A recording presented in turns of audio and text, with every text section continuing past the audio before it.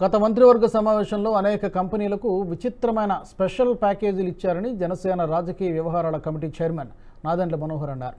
ఆయా పరిశ్రమలకు భూ కేటాయింపులు విచిత్రంగా జరిగాయని ఆరోపించారు. రిటైల్ స్టోర్ మూసివేసే ముందు క్లియరెన్స్ సేల్ పెడతారని అన్నారు. వాళ్ళు 70-80% అని చెబుతూ ఉంటారని, ఉన్నవన్నీ అమ్మేసి దుకాణం మూసేస్తున్నామని మార్కెటింగ్ చేస్తుంటారని ఎద్దేవా చేశారు. అలాగే ఏపీ ప్రభుత్వం కూడా క్లియరెన్స్ సేల్ మొదలుపెట్టిందని విమర్శించారు. గతంలో కొన్ని కంపెనీలకు భూములు కేటాయిస్తే వాళ్ళు ఏర్పాటు చేయలేమంటూ రద్దు చేసుకున్నారని ఆక్షేపించారు.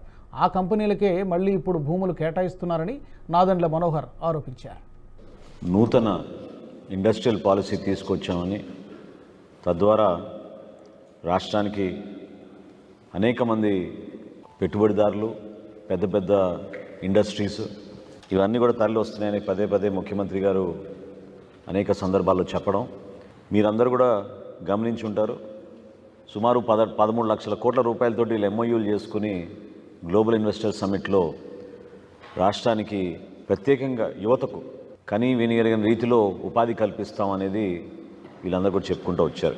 అయితే స్వర్గీయ రాజశేఖర రెడ్డి గారు ముఖ్యమంత్రిగా ఉన్నప్పుడు 2007లో భారతదేశంలో ఆ రోజు వచ్చిన ఎస్సీజెడ్ విధానాన్ని మన రాష్ట్రంలో కూడా ప్రోత్సహించడానికి కోసం అనేక మంది వ్యాపారవేత్తలకు ప్రత్యేకంగా ఆహ్వానించి ఆ సంస్థల్ని ఇక్కడ మన ప్రాంతాన్ని అభివృద్ధి చేసుకునే విధంగా వెనుకబాటుతనం ఏ జిల్లాలో కూడా లేకుండా దాన్ని స్ప్రెడ్ చేస్తూ రాయలసీమలో కానివ్వండి, నెల్లూరు జిల్లాలో కానివ్వండి, ఉత్తరాంధ్రలో కానివ్వండి వీళ్ళకి కేటాయించిన భూములు ఇవన్నీ కూడా రాజశేఖర రెడ్డి గారు ఆ రోజున 2007-8 సంవత్సరంలో చాలామందికి ఇచ్చారు. మరి అదే రాజశేఖర రెడ్డి గారి బిడ్డ జగన్మోహన్ రెడ్డి గారు ముఖ్యమంత్రి అయిన తర్వాత ఈ కంపెనీలన్నింటినీ కూడా ప్రత్యేకంగా వీళ్ళని వేధించి పెట్టుబడులు పెట్టే విధంగా వాళ్ళని ప్రోత్సహించకుండా.